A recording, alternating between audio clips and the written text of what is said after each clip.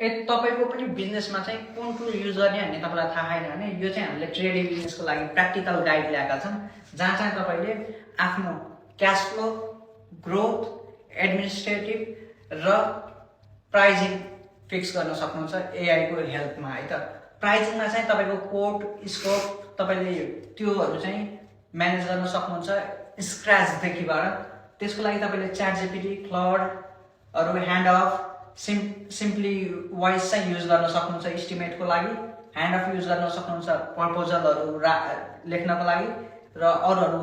तर यो सबै कुरा पनि हाम्रो डिजिके सीआरएममा पनि छ, सो तपाईँले त्यो पनि लिन सक्नुहुन्छ है त। अनि अर्को चाहिँ क्यास फ्लोको लागि चाहिँ तपाईँले जिरो, एआई राइटिङ एसिस्टेन्ट र फ्लोट फ्यान्टम पनि युज गर्न सक्नुहुन्छ यदि तपाईँको चाहिँ मिटिङहरू धेरै हुन्छ भने।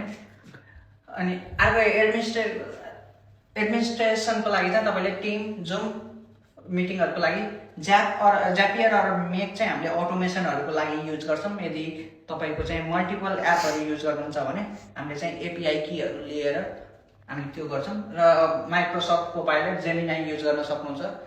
यो पनि तपाईँले अटोमेसन वा लिङ्क गराउनलाई यदि तपाईँले चाहिँ माइक्रोसफ्टको वर्क स्पेसमा हुनुहुन्छ भने है त। अर्को चाहिँ फोर्थ भनेको ग्रोथको लागि चाहिँ तपाईँले कन्टेन्टहरू वा केही पनि ग्राफिक्सहरू बनाउनलाई चाहिँ डिस्काउन्ट अफरहरूको लागि फ्लाइवायर्स हुन्छ नि, ब्रोसरहरू युज गर्नको लागि क्यानभा युज गर्न सक्नुहुन्छ। गुगल बिजनेस प्रोफाइल अप्टिमाइज गर्न सक्नुहुन्छ र एआई भोइस यो पनि हामीले गर्छौँ।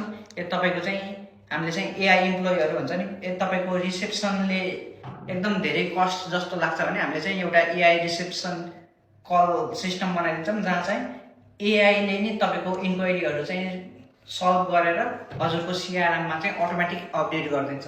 सो यो चिजहरू हामीले चाहिँ ट्रेडिङ बिजनेसहरूलाई चाहिँ ग्रोथ प्लस स्केल गर्नलाई चाहिँ हेल्प गर्छन्। यदि तपाईँ पनि ट्रेडिङ बिजनेस हुनुहुन्छ र तपाईँलाई यो चेकलिस्ट चाहिन्छ भने हामीलाई यो भिडियोको कमेन्टमा चाहिँ चेकलिस्ट भनेर कमेन्ट गर्नु, प्लस हामीलाई चाहिँ फलो चाहिँ गर्न नबिर्सिनु, किनभने तपाईँले फलो गर्नु भएन भने हामीले चाहिँ मेसेज गर्न मिल्दैन। So follow plus comment checklist है त।